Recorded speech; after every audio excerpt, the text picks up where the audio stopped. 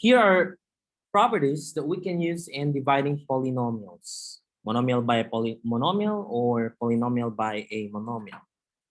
First up is your quotient rule. That is x raised to m divided by x raised to n. We simply subtract the exponents when we are dividing. And when the result of the exponent is negative, we have to use the negative exponent property. And also, if your exponent is 0, after subtracting your exponents in the numerator denominator, you should know that that's equal to 1. And if x is raised to negative m, we can write that as 1 over x raised to m. So these are properties that we need to remember when we are dividing. Let's have 22. A squared b divided by ab squared. There are two methods that you can use here. One is using the properties and the other one is by factoring. And so if you have a squared b equal over ab squared, you can use the quotient rule where we subtract the exponents. And so for a squared over a, for the powers of a, we can separate that as a squared over a, and then for powers of b, a b divided by b squared. And we subtract our exponents. What's our exponent here? For a squared divided by a, we subtract your exponents. 2, 1. Oh, is that a 3 or 1? 2 minus 1. Let me just write that. Times b raised to your exponent there, 1 minus 2. And then the result, you have 2 minus 1, a raised to 1. Raised to 1. How about your b? 1 minus 2, negative 1. But we know when there's a negative exponent, we can rewrite that into expressions with positive exponents or positive integral exponents. A is still a there. Okay. How about your b raised to negative 1? We can now write b raised to negative 1 as, using our property here, x raised to negative m equals 1 over x raised to m. We can now write that as 1 over b raised to 1. But now you can simplify it. We know we have a denominator which is equal to 1 for a, and we simply multiply it. A times 1 is a, and 1 times b raised to 1 is b. So we have a over b. That is using the properties of exponents. The quotient rule and the negative exponent rule. We have other method of doing this. Now let's try that. We have a squared over b over ab squared. You can expand, right? A squared is a times a, then times b. For the denominator, you have a, b squared, b times b. And we can apply cancellation. What can we cancel here? We can cancel out a, we can cancel out b, leaving us with an a in the numerator and b in the denominator, which is the same. It's the same, right? You have 3y cubed z over 6yz squared. Let's apply the first method using the properties of exponents.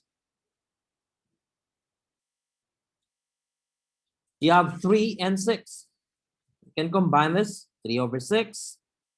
Then you have your y cubed y z over z squared. And then simplify h. What is 3 over 6? We can simplify this one. What number divides 3 and 6? You can divide both by 3.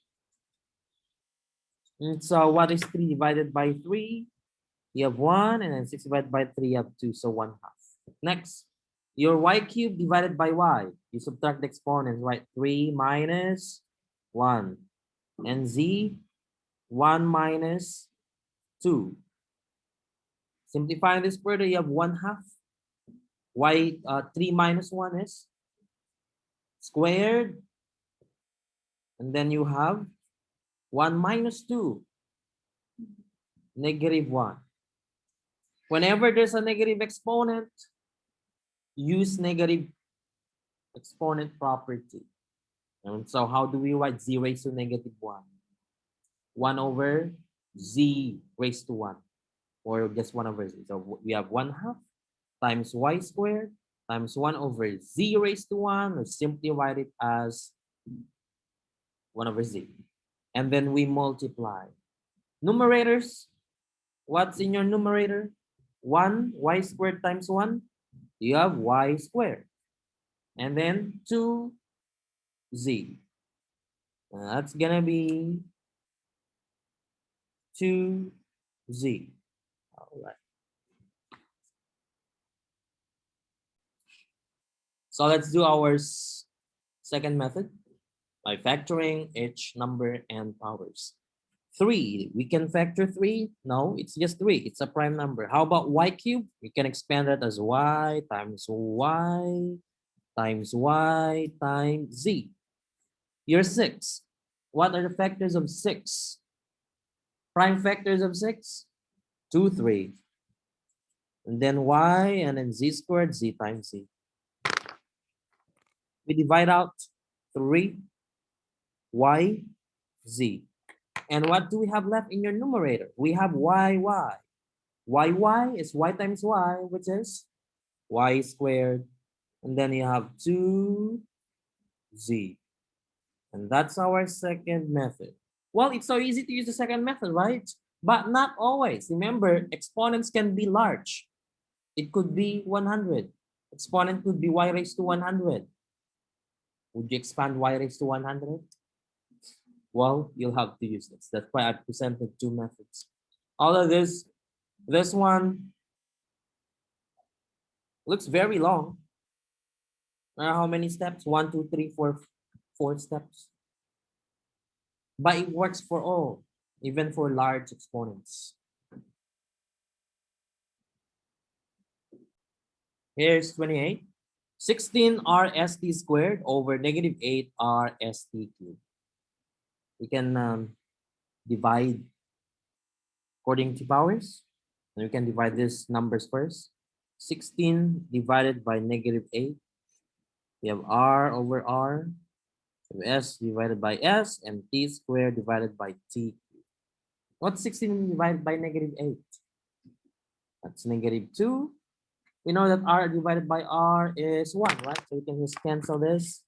Cancel out, r and s. And then we have 2 minus 3. What's 2 minus 3? You have negative 1. And we can rewrite t raised to negative 1 as 1 over t. We have negative 2.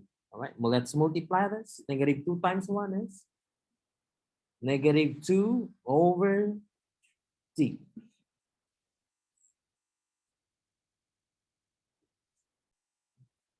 So let's show this one using the other method by prime factorization. 16 RST squared over negative 8 RST cubed. If you can divide immediately, you can divide 16 by negative 8 immediately, right? But you want to factor it. 16, what are the prime factors of 16? Although we know that 16 divided by negative 8 is, of course, negative 2. But 16, when you factor it, you have 4 times 4. But 4 is not a prime number. So we factor 4 again, 2, 2, 2, 2. So we have 4 2's, then r, and then s, and then t squared, t times t. Negative, or just, let's just put 8 there. 8, you have 4 times 2, 4, 2, 2. So you have 2, 2, 2, 2. Since we have a negative there, copy that. 2, 2, 2. R, S, 3 T's. And then start your cancellation. You can cancel 2, 2, 2. R, S, C, T.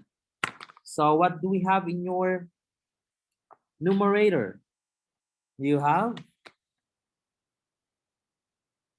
2 there. over negative t. But you can write 2 over negative t as negative 2 over t.